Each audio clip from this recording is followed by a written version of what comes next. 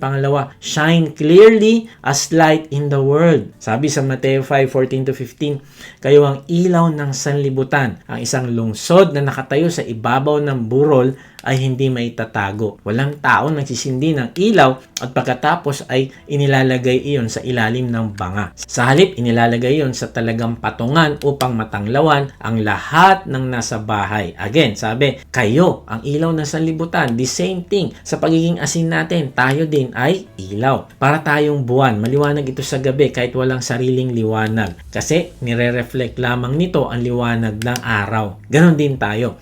Tayo ay ilaw na dapat magliwanag dahil nire-reflect natin ang liwanag ng Panginoong Yesus. Kaya kapag sinabi ng Panginoong Yesus, kayo ang ilaw ng sanlibutan, para bang sinasabi niya, inilagay ko kayo sa mundong madilim upang makita ng iba ang katotohanan, makita nila yung pag-asa at maranasan nila yung kabutihan ng Diyos sa pamamagitan ng buhay ninyo. Hindi tayo ang Savior, hindi tayo ang source, pero tayo ang witness. At pansinin natin yung salitang sanlibutan, hindi sinabi, kayo ang ilaw sa loob ng church. No. Ang pagiging ilaw natin ay malawak. Lalabas tayo sa church. Tutulungan nating abutin yung mga taong hindi nakakapunta sa church. Dadalhin natin yung church sa kanila. Tayo yung church. So, paparamdam natin yung pagmamahal sa kanila. Aabutin natin sila sa kanilang bahay, sa trabaho, sa school, sa negosyo, sa community, sa social media, sa mga taong hindi pa nakakakilala sa Panginoon. Ang ibig sabihin, kapag ilaw ka, may makikitang difference. May kita sa paraan ng pagsasalita, may kita sa pagharap sa conflict, may kita sa pagtrato sa mahihina at mahihirap, may kita sa paggamit ng pera, may kita sa honesty, may kita sa forgiveness, may kita sa hope sa gitna ng suffering. Pagkatapos sabi pa ni Lord, ang isang lungsod na nakatayo sa ibabaw ng burol ay hindi may tatago. Ang ibig sabihin, ang isang city sa ibabaw ng burol ay kitang-kita mo kahit hindi ito magsalita. Alam mo na mayroong city doon sa tuktok ng burol. Ganito din ang Christian witness. Hindi mo kailangan mag-announce palagi na Christian ako. Pero nakikita ang epekto ng faith mo sa kanila kahit hindi ka nagsasabi. Maring sa office may nakakilala sa Panginoong Yesus sa pamamagitan mo. Sa bahay, nakakilala ang iyong asawa at anak. Sa trabaho, nagkakaroon ng weekly discipleship group kasi naroon ka. Pagkatapos sabi ng Panginoong Yesus, walang taong nagsisindi ng ilaw at pagkatapos ay inilalagay iyon sa ilalim ng banga. Absurd yung larawan. Walang taong magsisindi ng ilawan at pagkatapos tatakpan lang ito. Wala namang ganun, di ba? Bakit mo pa sisindihan kung itatago mo rin lang, di ba? Ito yung warning ni Lord tungkol sa hidden witness. Secret agent, kumbaga. May liwanag pero tinatakpan ng takot. May liwanag siya pero tinatakpan ng compromise. Alam mo, nakakalungkot. Minsan, hindi naman natin tinatanggihan ng Panginoong Yesus. Kaya lang, hindi lang natin siya talaga gusto maging visible sa buhay natin. Tapos, sinabi niya, sa halip, inilalagay iyon sa talagang patungan upang matanglawan ang lahat ng nasa bahay. Ang ibig sabihin, may tamang placement ang ilaw. Kailangan nakataas sa patungan para mas marami ang makinabang sa liwanag. Ibig sabihin, intentional ang pagiging Christian witness natin. Hindi sapat na sabihin, may faith naman ako sa puso. Love ko naman si Lord. Okay naman ito. Pero ang tanong dapat ay, may liwanag bang umaabot sa iba? Nagiging daluyan ba ako ng panalangin, ng encouragement, at pagbabahagi ng kaligtasan sa aking mga katrabaho? At pansinin yung praise na lahat ng nasa bahay. Ang ibig sabihin, ang unang dapat maapektuhan sa ating pananampalataya ay mga taong pinakamalapit sa atin. Mga taong nasa bahay natin. Bakit? Kasi maaring maliwanag ka sa public pero madilim sa bahay. Maaring maayos ka sa church pero harsh ka sa iyong helper sa bahay. Maaring inspiring ka online. Ang dami mong pinopost sa social media na verse o sharing ng Christian vloggers, pero absentee father ka naman sa iyong anak. Mga kapatid, hindi sapat na mukhang lighthouse lang tayo. Kailangan may liwanag talaga. Pwedeng nagpipreach tayo tungkol sa integrity, pero may tinatagong maling practice sa opisina. Pwedeng sabihin nating mahal natin ang Panginoong Yesus, pero takot tayong manindigan sa tama at kalooban ng Diyos para makita ng mga kasama natin na tayo talaga ay follower ng Panginoong Yesus. Kaibigan, ano kaya ang tumatakip sa ating ilaw? Minsan, Takot sa rejection. Baka sabihin masyadong religious ka, baka pagtawanan ka, baka hindi ka na-promote kasi ayaw mo makisama sa mali. Natatakot ka mawalan ng opportunity, okay? Natatakot ka kasi baka hindi ka maging in sa barkada kapag nilabas mo ang iyong ilaw.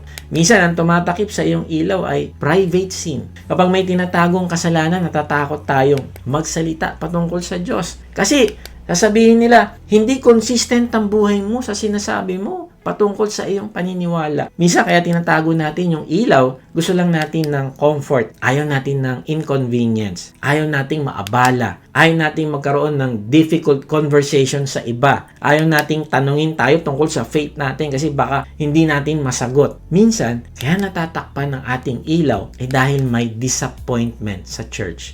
Nasaktan tayo ng kapwa natin Christians. Kaya inisip natin, mas mabuting itago na lang ang faith. Minsan, tinatanong natin, paano kung maliit lang ang influence ko? Wala naman akong platform, wala akong title, ordinaryong tao lang ako. Kaibigan, ang lampara noong unang panahon, maliit lang. Hindi ito spotlight na malaki, pero kapag inilagay sa tamang lugar, nagbibigay ito ng liwanag sa lahat ng nasa bahay. Hindi hinihingi ng Diyos na maging sikat ang iyong liwanag.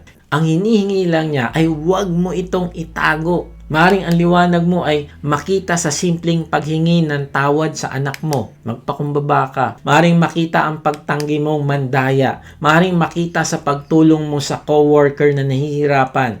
Maring makita sa pagiging kalmado mo sa gitna ng krisis. Maring makita sa pagbisita mo sa may sakit.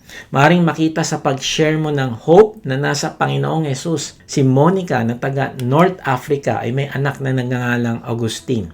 Napakatalino niya, ambitious, gifted siya sa pagsasalita at pagsusulat. Kaya lang, inamin niya na magulo yung kanyang buhay. Nagkaroon siya ng kinakasama at anak sa labas ng kasal. Sumunod siya sa isang maling religious movement na tinatawag na Manichaeism. Hayagan niyang kinukutya ang faith ng kanyang nanay. Hinabol niya yung status, pleasure, success, at applause ng mga tao doon sa Rome. At si Monica, isang devoted believer, ay nasaksihan niya ang lahat ng ito na nangyayari sa sarili niyang anak. Hindi niya ito mapigilan. Kaibigan, ang bigat nito mula sa isang ina. Hindi ito kwento ng isang ina na nanalangin ng mabilis at nakatanggap agad ng sagot. Hindi. Halos 30 years niyang ipinanalangin yung kaluluwa ng kanyang anak. Sa loob ng 9 years na natiling nakatali si Agustin sa maling religion. 9 na taon siyang pinapanood ni Monica. 9 na taon siyang iniiyakan. 9 na taon siyang ipinapanalangin. Pero walang pagbabago. Walang malinaw na sagot. Walang kahit anong visible sign na may nangyayari na. Sa isang pagkakataon, nagsinungaling pa si Agustin sa kanyang ina. Palihim siyang sumakay ng barko papuntang Rome sa kalagitnaan ng gabi upang makaiwas na kausapin siya ng kanyang nanay. Isipin mo yon, paulit-ulit na nananalangin ng isang ina hanggang sa halos maubos na yung kanyang luha at lakas. Pero ang response ng kanyang anak ay lalo pang lumayo at tumakas ng palihim upang hindi niya ito mapigilan. Si Monica ay dumating sa punto na pagod na siya. Lumapit siya sa isang bishop at nagmakaawa na kausapin yung kanyang anak. Pero may sinabi ito na pinanghawakan niya sa loob ng maraming taon. Sabi ng bishop, hindi maaring tuluyang mawala ang anak na iniyakan at ipinanalangin ng ganoon karami. Umuwi ka, ipagkatiwala mo siya sa Diyos. Yun yung sinabi ng bishop. Kaibigan, pinahawakan niya ang pangungusap na yon sa loob ng maraming taon kahit wala siyang nakikitang patunay na mangyayari ito. At ito yung challenge, kaibigan. Madaling sabihin ng let your light shine kapag nakikita natin yung resulta. Tama ba? Pero ibang usapan. Ang patuloy na maniwala, patuloy na manalangin at patuloy na mamuhay ng tapat sa harap ng isang anak na kinukutya ang lahat ng pinaniniwalaan mo. Gagawin mo yon hindi lamang sa loob ng ilang araw, hindi lamang ilang buwan, kundi sa loob ng maraming taon. Wala kang nakikitang bunga, wala kang maipakitang pagbabago, pero patuloy ka pa rin nananalangin. Pero alam mo, ang liwanag ni Monica ay hindi ang sermon niya sa kanyang anak. Mas tahimik yung kanyang liwanag. Pero hindi to kayang hindi mapansin ni Agustin.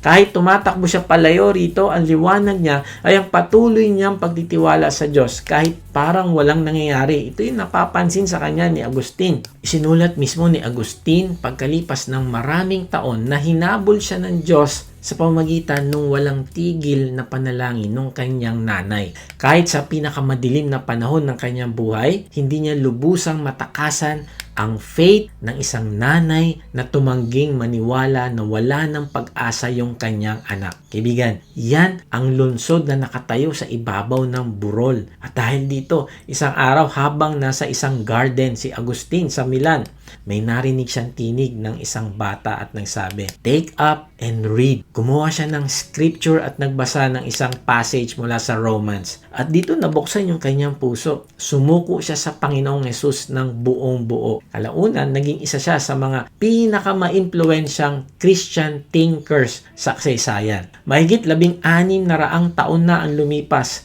pero patuloy pa rin nakaka-impluwensya sa church ang kanyang mga isinulat. At nasaksihan yon ni Monica.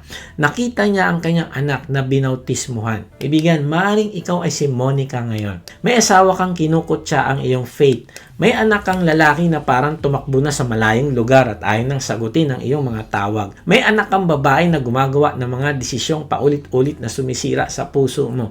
Matagal ka nang nananalangin. Tahimik kang patuloy na nagniningning. Faithful ka pa rin kahit luha na lamang minsan yung kaya mong ihandog. Pero taon na ang lumipas at parang wala ka pa rin nakikita ang pagbabago. Pero gusto ko tang i-encourage, kaibigan. Gusto ko ipakita sa iyo na si Monica ay merong hindi nakita sa kanyang lifetime. Nangyari ito mahigit 1,000 taong pagkatapos niyang mamatay ang anak na iniiyakan niya sa loob ng halos 30 taon. Ang anak na tumakas sa kanya sa kalagitnaan ng gabi.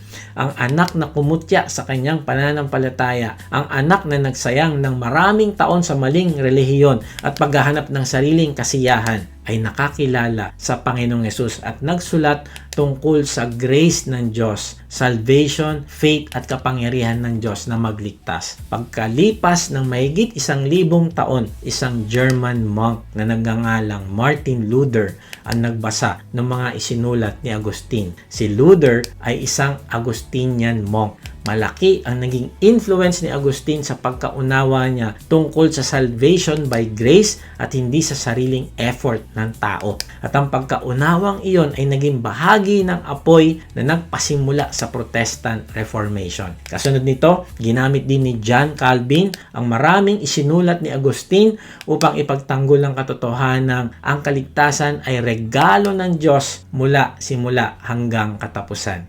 Kaibigan, naiintindihan mo ba ang ibig sabihin nito? Hindi lamang pala nanalangin si Monica para sa isang anak sa loob ng isang maliit na tahanan sa North Africa. Hindi niya alam na ang ipinapanalangin niyang anak ay gagamitin ng Diyos upang makatulong sa paghubog ng theological foundation na makakaapekto sa pananampalataya ng milyong-milyong tao. Makalipas ang higit 1,000 taon at hanggang ngayon, ako din ay naapektuhan at ikaw din, tayong lahat. Ang kandila ni Monica ay hindi lamang nagbigay liwanag sa sarili niyang tahanan. Ginamit yun ng Diyos upang magsindi ng apoy na patuloy pang nagbigay liwanag sa church makalipas ang maraming henerasyon. Kaya kaibigan, shine clearly as light in the world. Hindi mo alam kung gaano kalayo ang maaabot ng liwanag mo kapag hinawakan at ginamit na ito ng Diyos. Patuloy kang manalangin, patuloy kang magmahal, patuloy kang mamuhay ng tapat. Patuloy mong ipakita ang Panginoong Hesus sa buhay mo kahit walang visible result dahil maaaring ang liwanag na iniingatan mong huwag mamatay ngayon ay gagamitin ng Diyos. Hindi lamang para sa isang tao, kundi para sa mga henerasyong hindi mo pa nakikita.